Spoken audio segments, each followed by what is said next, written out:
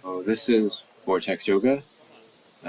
Took me around 4 sessions this season, and I tried it for the first time about a year ago.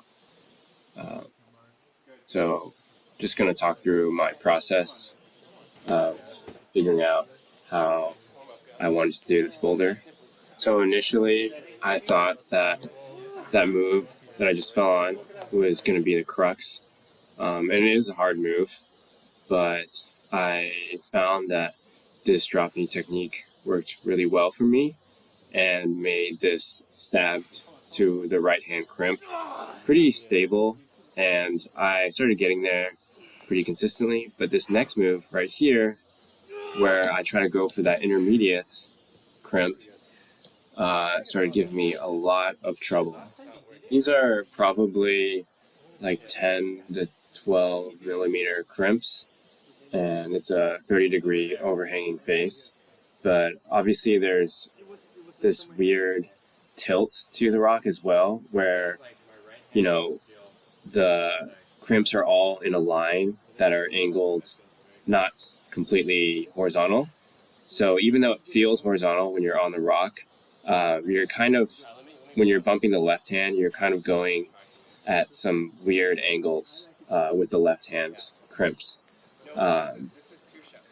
So here, my friend and I are trying to figure out the best way forward after getting the drop knee right hand crimp, and we realized that maybe there's a bicycle that can help bring in the left hand intermediate, and you can see here I'm trying it in ISO, and it seems to work really well. It's super static. My body barely moves as I hit the intermediates, and I sort of try and set up and go for the third crimp. And theoretically, if I can get this third crimp, the boulder is basically done, hopefully.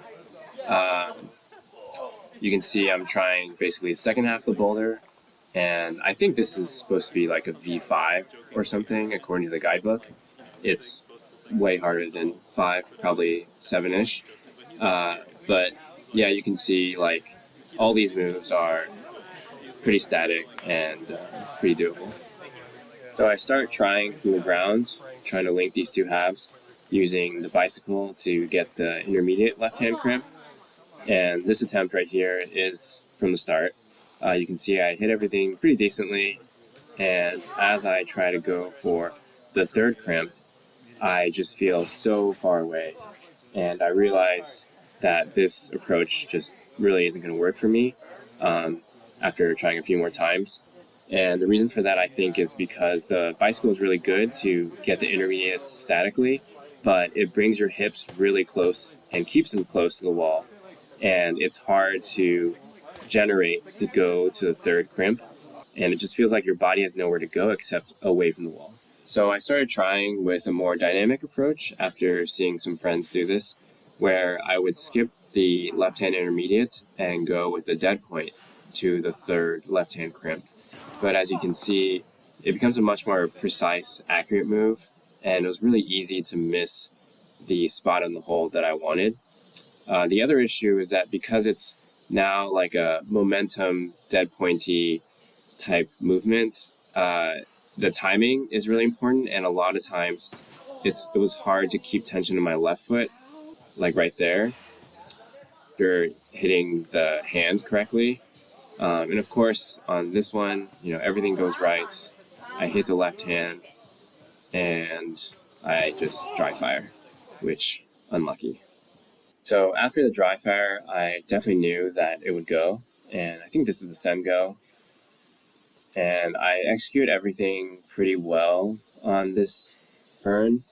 I think I changed up my beta in the beginning to something slightly worse, if you can tell, but it doesn't matter too much. I'm still able to flow through the bottom pretty well and get situated into the drop knee.